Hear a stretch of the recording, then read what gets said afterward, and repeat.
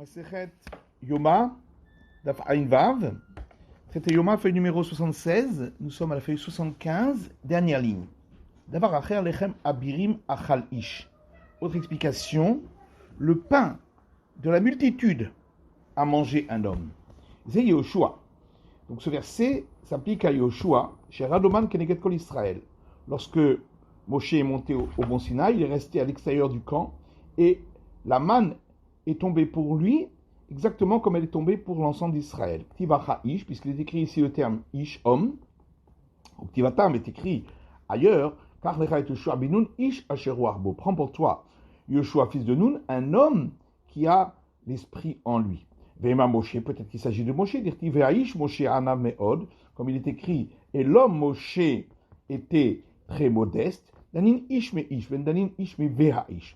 On apprend par similitude des termes, parce qu'il est écrit deux fois le terme homme, mais pas, on ne peut pas apprendre par similitude des termes, lorsque une fois c'est écrit le terme homme, et pour l'autre verset c'est marqué et l'homme.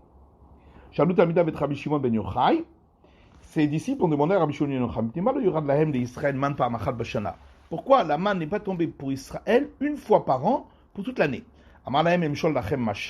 Il leur a dit, je vais vous donner une parabole. Le Mahadavardomé, à quoi ça ressemble? Le Meder Basavadam, un roi en chair et en sang, chez Eshlo Ben Echad, qui a un fils. Parce que le Mezonta Pamachal Bashana, il lui a fixé de lui donner sa nourriture une fois par an. Alors il ne venait rendre visite à son père qu'une fois par an. Amadou Pasak Mezota Bechol Yom. Alors il a fixé qu'il lui donnerait sa nourriture chaque jour. Et il allait voir son père chaque jour. Af Israël, pareil pour Israël. Celui qui avait 4 ou 5 fils, il se souciait, peut-être que la manne ne tombera pas demain, et tous vont mourir de faim. Et donc tous diriger leur cœur vers leur Père qui est aux cieux. Autre explication, afin que pour les juifs qui recevaient du pain, ils puissent se recevoir tous les jours lorsqu'il est chaud.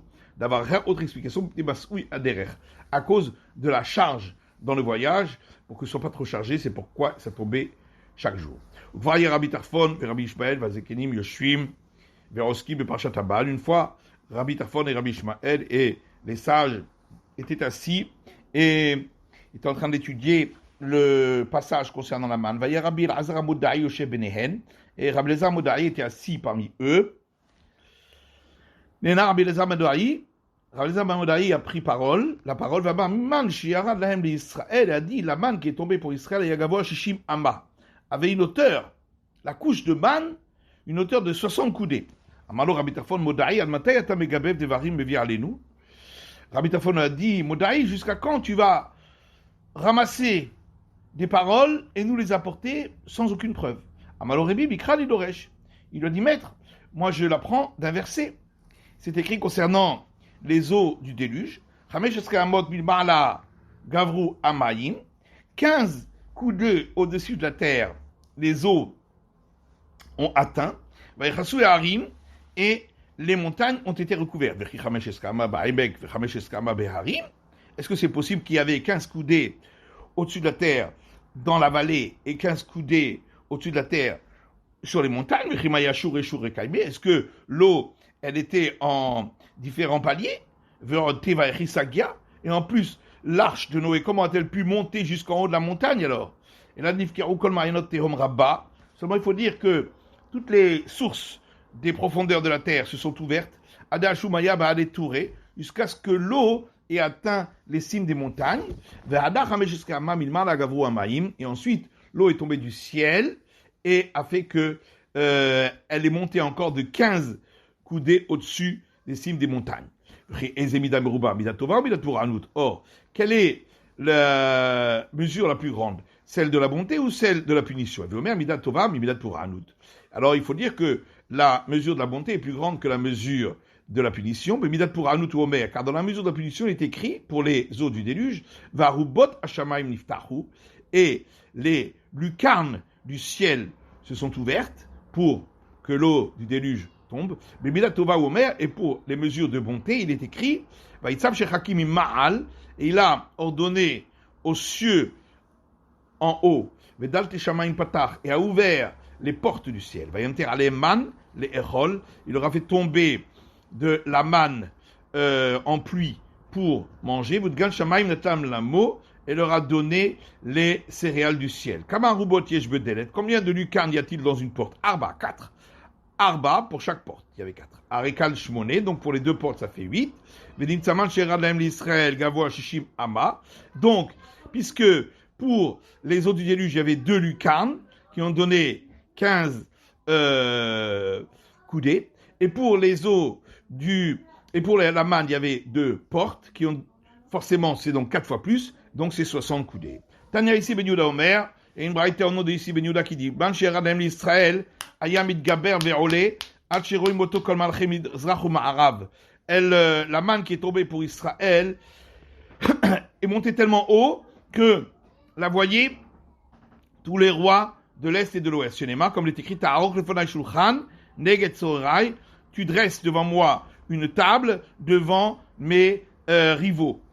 Et ensuite, c'est écrit Kosi Revaya, ma coupe est remplie. Amarabaï Shparmina, Kasset David, Alma Deate, Matan, Veesrin, Vechad, Luga, Marzik. Abaye dit, de là, on apprend que la coupe de David, dans le monde futur, fera 221 lug. Chez Neymar, Kosi Revaya, comme il est écrit donc, ma coupe est Revaya pleine, Revaya Bigbatri Achiave, et la valeur numérique de Revaya, c'est donc 221. La Gemara dit comment on peut comparer les eaux du déluge avec la manne. Les eaux du déluge, elles sont tombées en 40 jours. Ici, c'était en 1 heure. Atam les couleurs alma, et là-bas, c'était pour le monde entier. Israël, ici, c'est que pour Israël, uniquement, mais n'affiché de fait. Donc, c'est beaucoup plus. Rabbi Elazar Amoudae, Peticha Gama. Seulement, Rabbi Elazar Amoudae, lui, il a appris par une similitude de termes. Dans les 2 cas, c'est écrit le terme ouverture, et donc, c'est pourquoi il a pu déduire l'une de l'autre. À Souvachila, on a dit qu'à Kippour, on n'a pas le droit de manger, et encore d'autres interdits. Ces 5 mortifications qui sont écrites dans la Misha qu'on n'a pas le droit de faire le jour de Kippour. Il s'agit de, par rapport à d'où on l'apprend dans le verset. Amarafrizda, Keneged Chamisha Inuyim Sheba Torah. C'est Rafrizda dit, c'est parce que c'est marqué 5 fois le terme mortification dans la Torah. Une fois dans le verset Uber Asor, qui commence par les mots et le 10e jour. Ve'arbe Asor, un autre verset qui commence par et seulement le 10e jour. Shabbat Shabbaton, un verset qui commence par cessation des cessations. Shabbat Shabbaton, et encore un autre verset qui commence par cessation des cessations. Ve'aita lachem, et encore un autre verset qui commence par les mots et ce sera pour vous. Dans tous ces 5 versets, il est écrit que il faudra se mortifier le jour de Kippour. Anechamishavu, donc c'est donc 5 mortifications. Valanshitat dan, or dans la mission on en a vu 6. Shtia bichal achilai. Cependant, boire, ça fait partie de manger. Damar et Shakish, venain le shtia shibichal achila. Car Shakish a dit d'où c'est-on que boire fait partie de manger. Chez Neymar, comme il est écrit, vachal talifne Hashem elokecha. Tu mangeras devant l'Éternel ton Dieu, ma'asar de gancha, la dîme de tes céréales, tirochecha de ton vin, vitzarecha de ton huile. Tiroche chamrahu. Or, donc le tiroche dont on parle ici, c'est le vin, vekarile vachalta. Et on a dit tu mangeras, donc pour la boisson. Mimai, qui te dit que c'est le vin? Peut-être que c'est du vin qu'il a mangé en tant que aliment solide, parce qu'il a préparé un anigron, Damar Rabba Bar Shmuel anigron, Maya de Silka, car Rabba Bar Shmuel a dit anigron, c'est le jus des blettes lorsqu'elles sont bouillies, et donc on y met du vin, et donc il a mangé ces blettes qui avaient absorbé du vin. Axigron, Maya de Kulushilke, il continue en disant que Axigron, c'est le jus de toutes sortes de légumes qu'on a bouillis. Et là, Maravachabar Yaakov, mais Acha, c'est pourquoi Maravachabar Yaakov dit qu'on apprend de ce verset, et tu donneras l'argent avec lequel tu auras racheté la seconde dîme, pour tout ce que tu voudras, à Jérusalem, Babaka, du gros bétail, Watson, du petit bétail, Bayaïn, du vin, Bachechar, et de l'eau de vie. Shechar Shtiaou, or, l'eau de vie, c'est de la boisson. Vekaya Chamana Veachalta. Et la Torah a dit, et tu mangeras. Mimaï, qui te dit que c'est de la boisson? Peut-être que là aussi, c'est de l'eau de vie qu'on a versée dans des légumes pour de blettes pour faire du anigron. Shechar, katam, idée de me shaker. C'est vraiment la Torah a écrit shechar, c'est donc quelque chose qui enivre. Et donc, si c'était mélangé avec du légume, ça n'enivrerait pas. Mais Dima de Velaker, il dit peut-être qu'il s'agit d'une figue sèche de la ville de Keila, qui est alcoolisée et qui enivre, de Tania, comme c'est marqué dans une braïta, celui qui a mangé une figue sèche de Kaila, ou qui a bu du miel ou du lait chaud, il est entré ainsi dans le temple ivre, Chayav, il est passible de la sanction. Et là, Yaliv Shecha Shecha Minazir. Seulement, en réalité, on apprend par similitude des termes. C'est marqué ici le terme eau de vie, c'est marqué également pour l'abstème, ce terme eau de vie. Malalan Yahin, et de la même manière que là-bas on parle du vin, Afkan Yahin, ici aussi, on parle du vin. Le tirosh Ramraou, est-ce que vraiment le tirosh, c'est du vin? Pourtant il y a une braïta qui dit, Anodermina tirosh, celui qui fait un vœu de ne pas consommer de tirosh, Asobchomine Metika, c'est interdit de manger toutes sortes de fruits sucrés. Moutar Beyahin, mais il a le droit de boire du vin. Voilà, Ramraou. Alors l'agma a dit, mais comment peut-on dire que tirosh c'est pas du vin? Vaketi, pourtant il est écrit tirosh et novev betulot, et le tirosh fait prononcer des secrets. Alors l'agma a dit, d'abord Abba, il a tirosh. C'est pas en vérité tirosh, c'est pas le vin. Ici il s'agit de quelque chose qui provient du tirosh, qui sont les fruits. Et donc c'est le vin qui provient des fruits. Il y a novev betulot et fait donc prononcer des paroles qui sont des secrets. Vaketi, pourtant il y a un autre verset qui dit, tirosh et kavecha ifrotsu, et le tirosh fait déborder tes pressoirs. Donc tirosh c'est bien le vin. L'agma dit non, davar abba mais la tirosh. Il s'agit effectivement du jus qui sort du tirosh, qui sont les fruits, et qui fait déborder les pressoirs. Va'aketi, pourtant il y a un verset qui dit Znout veyayin vetirosh ikachlev. La débauche et le vin et le tirosh enlève le cœur de la personne. Et là, du coup, l'alma tirosh ramrahu. Donc, tout le monde est d'accord qu'en vérité, tirosh, c'est le vin. Ou bindarim aler achar lachon ben adam. Seulement, pour les vœux, on va d'après le langage vernaculaire. Dans le langage vernaculaire, tirosh, c'est les fruits. Mais dans le langage de la Torah, tirosh, c'est le vin. Vamaï car il est yaïn, vamaï car il est tirosh. Pourquoi parfois on appelle ça yaïn, le vin, et pourquoi on l'appelle des fois tirosh? Yaïn, c'est bémi yelala, leolam. Yaïn vient du mot yelala, aniya, qui veut dire une complainte, parce que ça amène des malheurs au monde. Tirosh, et quand même Garibo, il a un rache. Et on appelle aussi tirosh, ça vient de tirash, tu deviendras pauvre, parce que tout celui qui boit beaucoup de vin s'appauvrit. Rav Kana Ramé, Rav Kana a rapporté une contradiction, qui est tirash. Le mot tirosh est écrit tirash sans vav, mais car il a un tirosh, mais on le lit tirosh. Pourquoi? Zachan a ses roches. Si il a le mérite, en buvant du vin, il devient intelligent, il devient un maître, l'ozacha, mais sinon, on a assez rache, il devient pauvre. Rava Ramé, car Rava a lui aussi apporté une opposition, tiv yeshamach, c'est écrit le terme yeshamach, ou karinan yesamach, mais on le lit yesamach, le vin, yesamach, il apporte la joie. Zacham et Samcho, car s'il a le mérite, le vin lui apportera de la joie. Lo Zacham et Sham Memo. Mais s'il n'a pas de mérite, il le rendra vide, car il l'appauvrira. Vaïnou d'Amar Rava, c'est ce que Rava a dit. Chamra verchani pakrin, le vin et les bonnes odeurs que j'ai senties m'ont rendu intelligent. Maintenant, d'où sait-on que se laver et se oindre avec une huile, si on ne s'en abstient, ça s'appelle une mortification. Dire-t-il parce qu'il est écrit dans le livre de Daniel, Daniel a dit Lechem chamudot lo achalti, je n'ai pas mangé de pain désirable, ou basar veyayin lo ba elpi, et de la viande et du vin n'est pas entré dans ma bouche, mais sur lo sarti, et je ne me suis pas oint.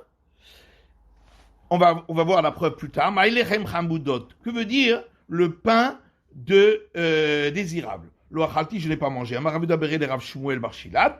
Ravuda, fils de Rav Shmuel bar Shilat, a dit Afilou nahama dechite de kaita, même du pain de grains de blé pur, lo achal, il n'a pas mangé. Et d'où sait-on que ça s'appelle mortification? Dire-t-il parce qu'il est écrit Yomer Elai, et l'ange Gabriel m'a dit à moi Daniel, Altira Daniel, ne crains rien Daniel, qui minayom arishon nashanatata et libecha le avin ou litanot les femmes elokecha, car depuis le premier jour où tu as placé dans ton cœur de comprendre et de te mortifier devant ton Dieu tout-puissant, l'ishmero de varecha, tes paroles ont été entendues, vani bati varecha, je suis entré pour tes paroles. Ashkeran sicha, donc on a trouvé que se oindre avec une huile, si on ne le fait pas, c'est une mortification. Rechitza manalan, maintenant se laver, d'où on le sait. Amar Rav Zutra Rabbi Tuvia, Rav Zutra fils de Rabbi Tuvia dit Amarkra, le verset dit dans les psaumes, va tavo kemaim bekirbo, et qu'il entre comme l'eau à l'intérieur de lui, ou que shemen ba'atzmotav est comme l'huile dans ses os. Donc on voit que se laver avec l'eau, c'est comme se oindre avec une huile. Vema kishtia, peut-être qu'il s'agit de boire l'eau, et donc que se oindre avec une huile, c'est considéré comme boire. D'où vient de shemen? Ben, il faut faire la comparaison avec l'huile. Ma shemen me abrahi, de la même manière que l'huile, on s'en oint à l'extérieur, sur la peau. Afma me abrahi, ici aussi, l'eau, c'est sur la peau, et donc il s'agit de se laver. Vatanaïf rakanasivla. Pourtant, la braïta ramène ce verset pour dire l'inverse. Ditnan, comme c'est marqué dans le matin, nous sait-on que se oindre est considéré comme boire, Biyom Kippourim, le jour de Kippour, même s'il n'y a pas de preuve à cela, il y a malgré tout une allusion à cela, comme il est écrit, et elle entrera comme l'eau à l'intérieur de lui, et comme l'huile dans ses os. Et là, Ravashi, c'est pourquoi Ravashi donne une autre réponse. Se laver, on l'apprend du verset lui-même de Daniel, comme il est écrit, et oindre, je ne me suis pas oint. Pourquoi il y a une répétition? Une, c'est pour l'onction avec l'huile, et l'autre, c'est pour se laver avec l'eau, et les deux s'appellent donc mortification. C'est la fin de l'étude du Daf Ain Vav de la feuille numéro 76.